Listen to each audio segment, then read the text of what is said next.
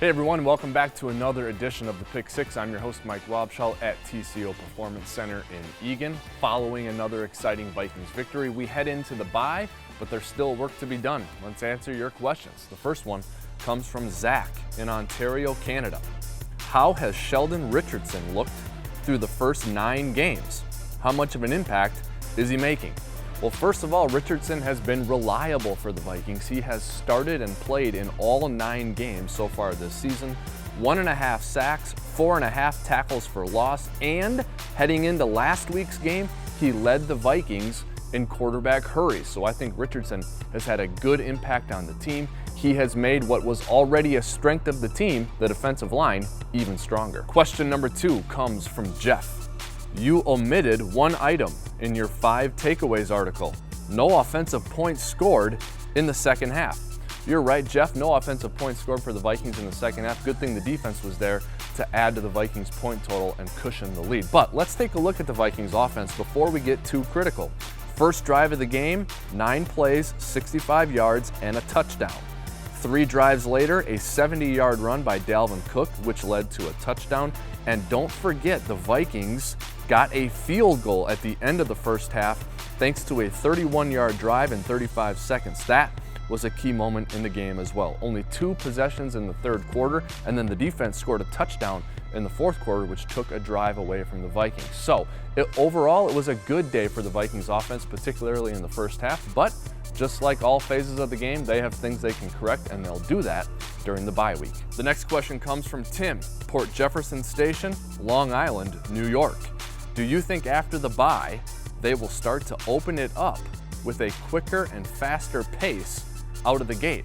Well, when it comes to production and points scored, the Vikings couldn't have started faster against the Lions. They scored on their opening drive and scored 17 points in the first half, but I think Tim is referring to maybe an up-tempo style, which can work occasionally for offenses. We saw the Patriots do it to the Packers early in the Sunday night game this week.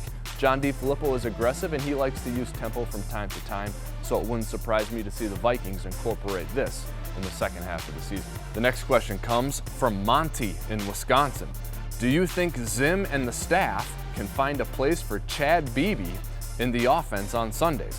What a debut for Chad Beebe. 3 catches, 21 yards, looked pretty good. Now, Beebe was active because of the injury to Diggs, so hopefully Stephon Diggs will be back in the lineup after the bye. Whether Diggs is or is not back, it is intriguing to see if Beebe will be active on game days over the final stretch of the season. The next question comes from Nick.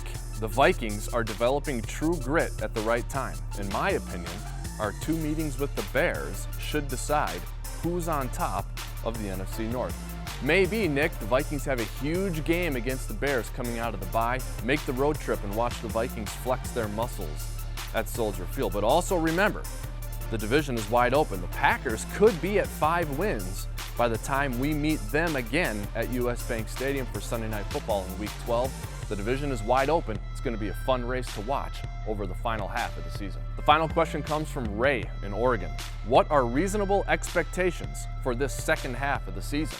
Well, let's start with the big picture. The Vikings are the defending NFC North champions. They expect to defend their crown and win the division again this season. But to do it, it's going to take a lot of work. The Vikings will be on the grind coming out of the bye, with 3 of the first 4 games coming out of the break on the road. They need to battle and stay alive because 2 of their final 3 games are at home, including to Miami in Week 15 and potentially a huge game in Week 17 at home against the Bears. That's it for this week's edition of the Pick Six. Thank you for submitting your questions. If you want to be in next week's Pick Six, you can do it by submitting your questions into the email address at the bottom of the screen. In the meantime, stay tuned to Vikings.com for more coverage of your favorite team.